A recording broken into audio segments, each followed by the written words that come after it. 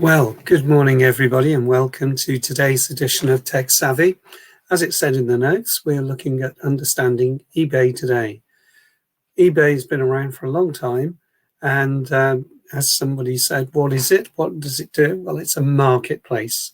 It's for buying and selling, and particularly when you're buying and selling, it's the objects that are sold are only worth what people are prepared to pay for it. So it's actually an auction site as well. So you can bid for items, and you can actually enable the facility to actually buy that item outright if you wish. But it is a marketplace auctioning site in essence. The reason why I'm doing a Techsavvy on it is that it is a very useful site for collectors, people who like to collect things, perhaps not from this age, but from long ago. And there was a famous story of a 4-year-old kid who bought a Russian sub, an actual Russian sub.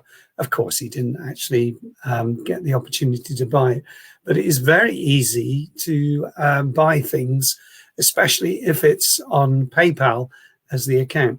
So what I want to do is just give you a walk around of the site and show you the main features and enable you to then think about what you might want to do with it to actually go in and, sort of set up and buy some objects to begin with. I would suggest that if you're new to eBay, is actually have a walk around, have a look at what's out there that you might wish to have. Go in with a purpose rather than just browsing, and then enable yourself to actually just set up the account and then be able to go in and do some various features. So let's share a screen. Going over to that. And let's look at what eBay has to offer. So I'm going to type in eBay, and because it's the British site .co.uk, I can just click on that particular item. Now, when you're presented with this screen, you can see that you've got a search window here, which if you click in, you can then type in whatever you're looking for. The main areas to look for is right at the top left here to see your account and if you're signed in or not.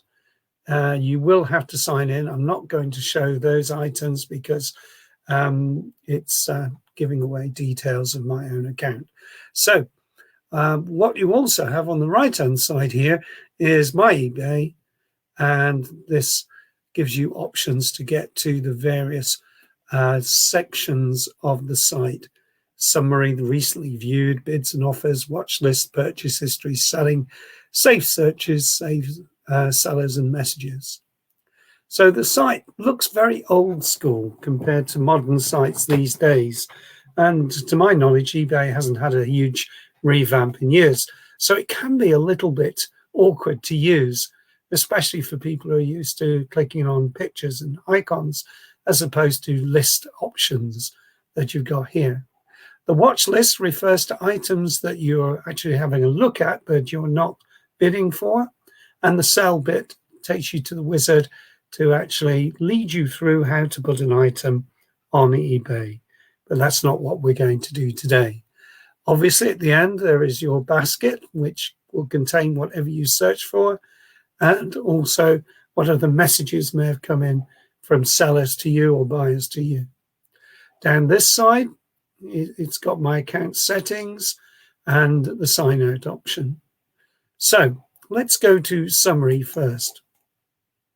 And then down the left-hand side, you see the exact menu that's repeated over here with a few additions, like Nectar. You can actually link up your Nectar points to your account and gain points for selling if you're using Nectar as a way of working. To get back again, you just click on the main heading and it should take you back to the main area. Then down here, we have things that we're watching. That's the watching list, and you can see I'm watching a Mandela crystal creation craft kit for my daughter. So there might be actually items I'm watching, and there is a purchase history of things that I have bought in the past, And in the past 60 days, I've not bought anything from eBay, but I can track back to 2020 and see what I bought there. And you can see there's some albums and set of earplugs and various items like that. So that's under purchase history. Save searches, well, I don't think I have anything here. Oh yes, this is in the past as well. And so I was searching for different items to do with camera lenses at that point. And that was quite a while ago. So let's go back to the top area here, and I'm going to have a look at the next tab across the top here, which is messages. If I click on that, this contains offers. For instance, I'm always getting an offer to activate my £1 selling fee, because selling things on eBay might not necessarily be free. eBay takes a cut, and that's why it's a business. So one has to remember that they could charge you on there. But occasionally they do free offers or £1 selling bids to attract you in the hope that you'll stay and buy some more things. Messages is also the area where sellers who want to contact you can actually reach you and leave messages, and also where you can find feedback options on your purchases, just like Amazon in that area. But perhaps one of the most useful areas to consider when using eBay is the accounts area. And this comes up with all the details about your account, including the payment section. PayPal and eBay work hand in hand. If you're a fan of PayPal, PayPal is ability to pay things across the internet through linking through a third-party site that PayPal operates. But you can also use credit cards and other items to make your payments. And also the resolution center. Perhaps that's one of the most important areas when you have a problem and you want to send something back. You click there. And then there's personal information and privacy. In the early days, eBay was exposed at some points, like any of the major sites, Facebook and Twitter. And what has happened is that they've produced their stronger security.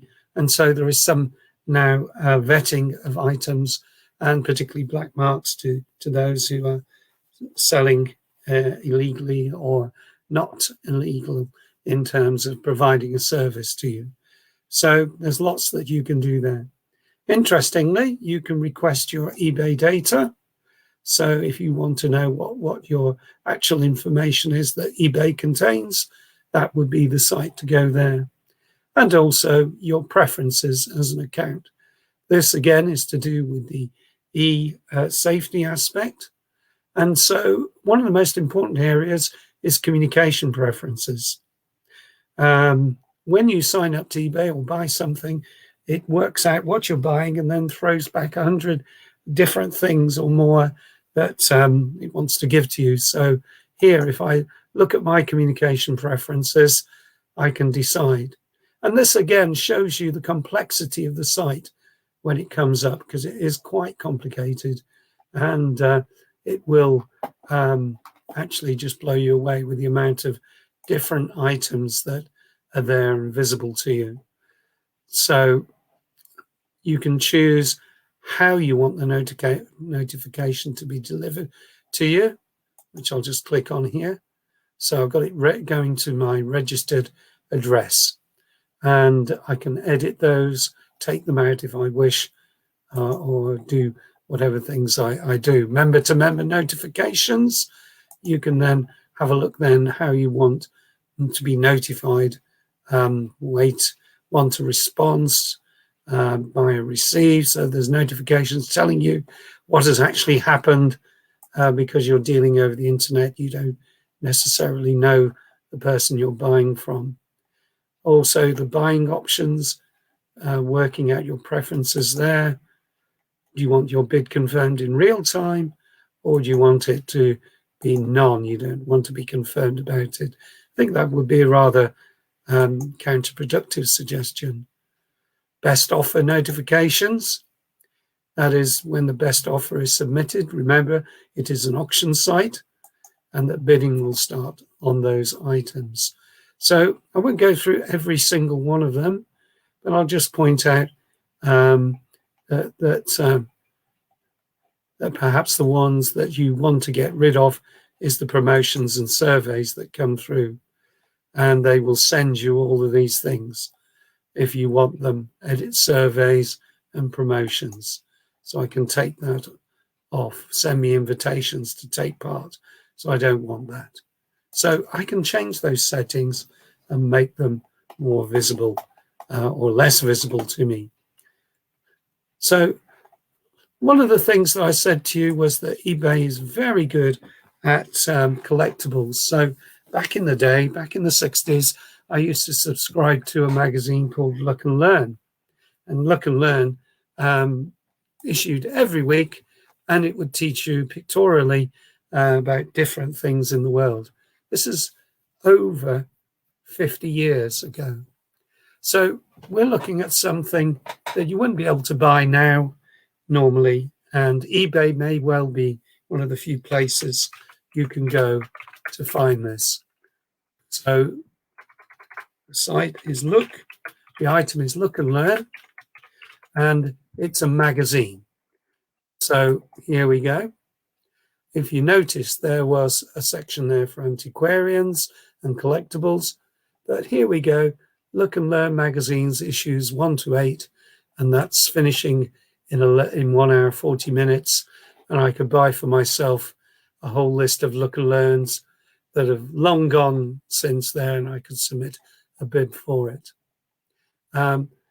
Just for the heck of it, that toddler that tried to buy a Russian magazine, a Russian submarine, let's see what he would get today if he tried typing in Russian submarine. So let's have a look, and let's hope that we don't get an actual Russian submarine. I do think that's a model. At least I hope it is, and not a real live Russian submarine.